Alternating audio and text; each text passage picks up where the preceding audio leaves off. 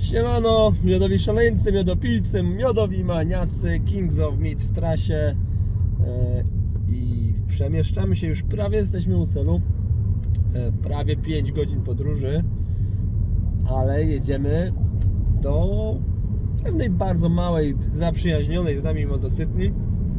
Nigdy tam jeszcze nie byliśmy, podobno produkcja jest mała, ale warto odwiedzić. A gdzie jesteśmy? Jesteśmy na północnej Walii, w sumie północno-zachodnia Walia, tak? Okolice Bangor. Okolice Bangor, niedaleko najwyższej góry w Walii, Snowdonii. Także widoki są piękne, może uda nam się trochę tamtego Wam później pokazać. A tymczasem jesteśmy na etapie poszukiwania naszego punktu docelowego, czyli miodosytni w Walii.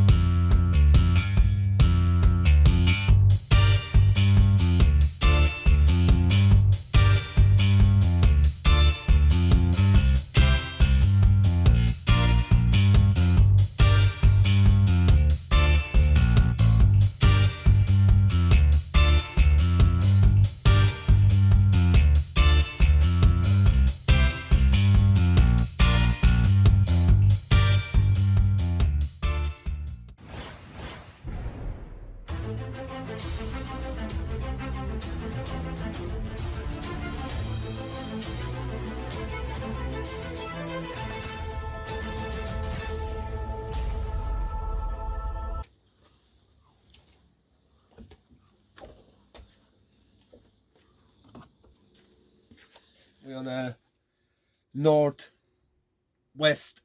Wales, Northwest Wales, yeah. and with me is Mike Cook. Nice to meet you. Well, yeah, nice to Welcome see to you. North Wales. Welcome to the Mountain Mead Meadery. Tell us a little bit about your passion to mead, how it started, and then you show us a little bit of your meadery. But true is, you already see half of that. Yeah, it is very small. So I started making mead about 10 years ago, just as a homebrew mead maker. And then sort of moved on to making slightly bigger batches, and eventually decided to set up Mountain Mead with a friend of mine, Jacob. And we were operating from his premises for a little while, and Jacob decided to move on to other things. So I bought him out before the first lockdown, and then during lockdown I've been building a new premises, which is where we are now. Yeah, it's very small, as you can see, but with Brexit and the pandemic and lockdowns, and it's just a bit too much uncertainty to scale up and take on a bigger premises. So hopefully this will only be very temporary. That's your plan. That's the plan. So tell us how looks actually meat industry in Wales. In Wales, it's pretty good. There's quite a few new producers have started up since I began. More that I know of that are going to be starting up in the coming months or possibly years. I think Wales possibly has more mead producers than maybe UK and Scotland that I know of, but I'm sure there are other smaller ones as well. But in Wales, we try and make it in the traditional way as it would have been made hundreds of years ago in Wales. There's a long tradition of mead making in Wales. It's an integral part of the history of Wales as well. Mentioned in the oldest recorded Welsh poem. Right. Tell us. So the poem tells of the ancient Welsh people drinking lots of mead before going into battle. So a couple of the mead styles we think may even come from the Welsh language. So it comes from the Welsh language, from Hedogfa, which means pharmacy. So medicine, yeah. Medicine, yep. And then we've also a braggot. Comes from the Welsh word bragdy, which means a brewery. So you've got that mixture of honey and grain. So basically, from the language being transferred to the international. So that means the mead was always in a Welsh culture, or is actually coming back now to the. I think, possibly it may have have died out, Mhm. probably commercially at least, even if people were still making it at home. But it is making a big comeback in Wales now, and everyone makes a proper mead as well. Just traditional mead with honey and water, no sugar, no fortification. What about herbs? Are you adding some herbs? Yep. So some of our meads use herbs, spices. Can we show some? Okay. Yeah. So this is the metheglin spice mead. Mhm. All of our meads are named in Welsh, Welsh. after birds on the endangered list in the UK. So the Grygiaddi is the black grouse. All your meats actually is after the name of the bird. Name of birds. Oh, okay, right. On the endangered list in the UK. Yeah. Right. Okay, that's nice. So this is a medium dry mead. Melyn yr Eithyn means yellow hammer, the yellow hammer bird. How you said that? Melyn yr Eithyn. Melon and Nathan. Good, very good. Yeah. You can be doing episodes in Welsh very I soon. I don't think so. But, Polish is difficult language, but I think Welsh is more difficult. Yeah. So we got them. That's metheglin. Yep, this one's a metheglin. That is a traditional dry Mhm. mead. And we got anything else? At the moment, unfortunately not. With the green yellow. That one is also a traditional. So what's the difference between them? Different honey? Different honey, yeah. So you're using. So this was a mixture of a Mexican honey, bit of Spanish orange blossom. Mhm. We've got Spanish orange blossom in this one. The other one is just Welsh honey. So that one is only with the Welsh Only honey. Welsh Well, honey, is there any reason why you use not the Welsh honey to all of your meat? Just variety, really. Variety, right. And cost. And well, Wales isn't the best place for honey production. England is not the best place. Yeah. So yeah, just mainly cost, and it's nice to vary the flavours. If you use the same honey for everything can end up tasting the same. Cool. So. Can we actually? Yeah. Can you show us fermenter Let's room? go on in. Yeah.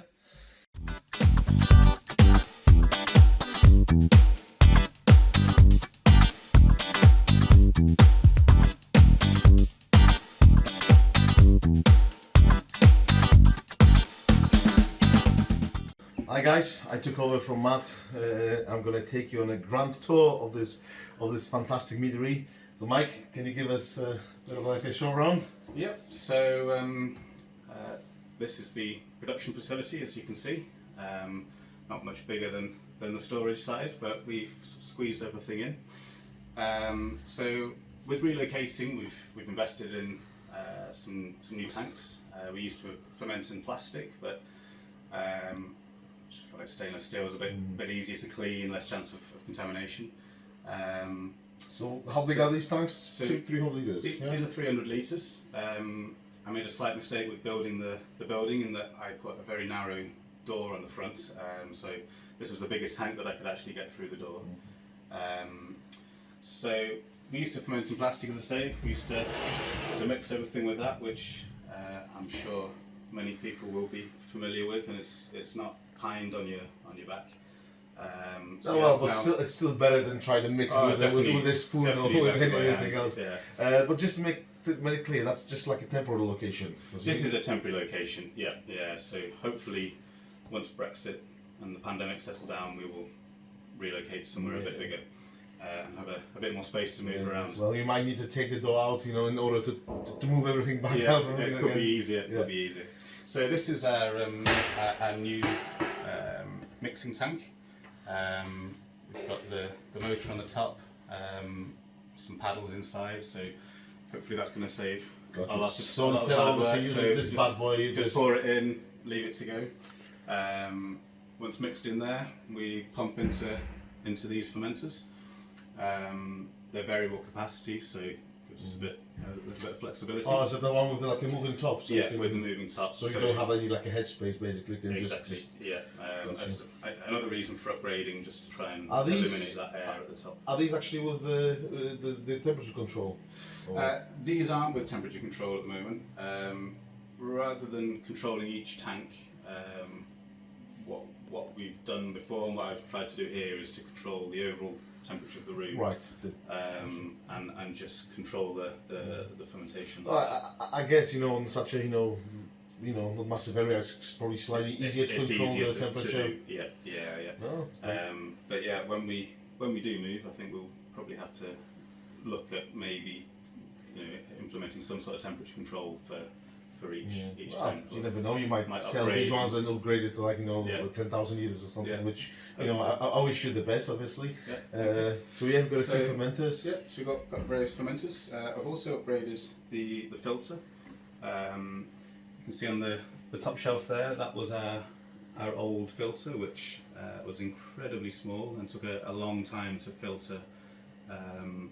The old tanks were 200 litres, so these are 300 now, so I didn't want to wait all of that time, so we've bought this new filter.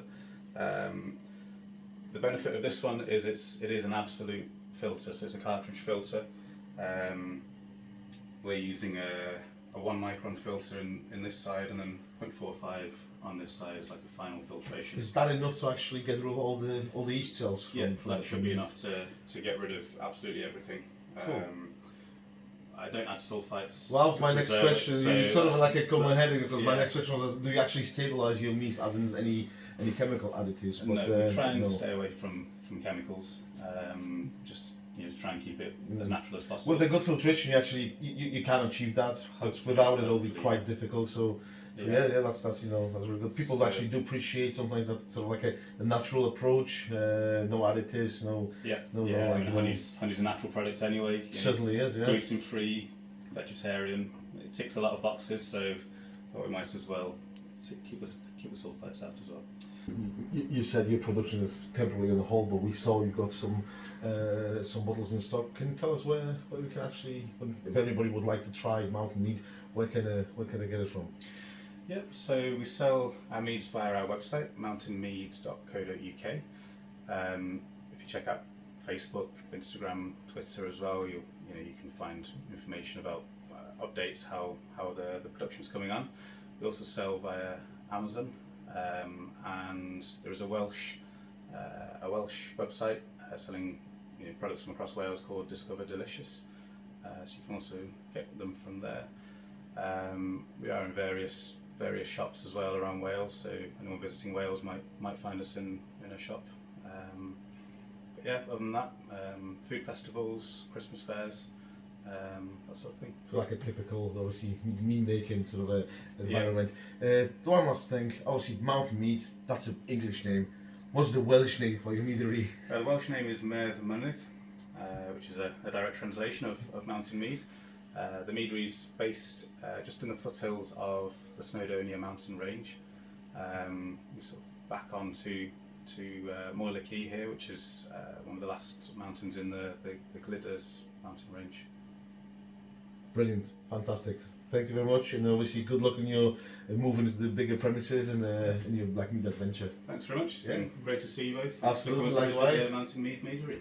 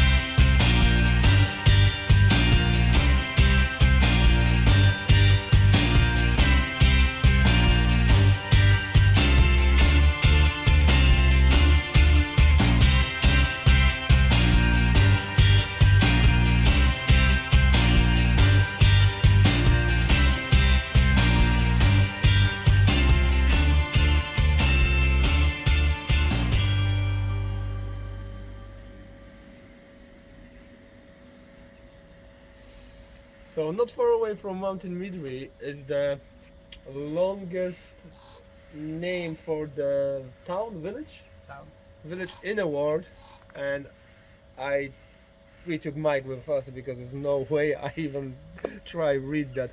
Where we are?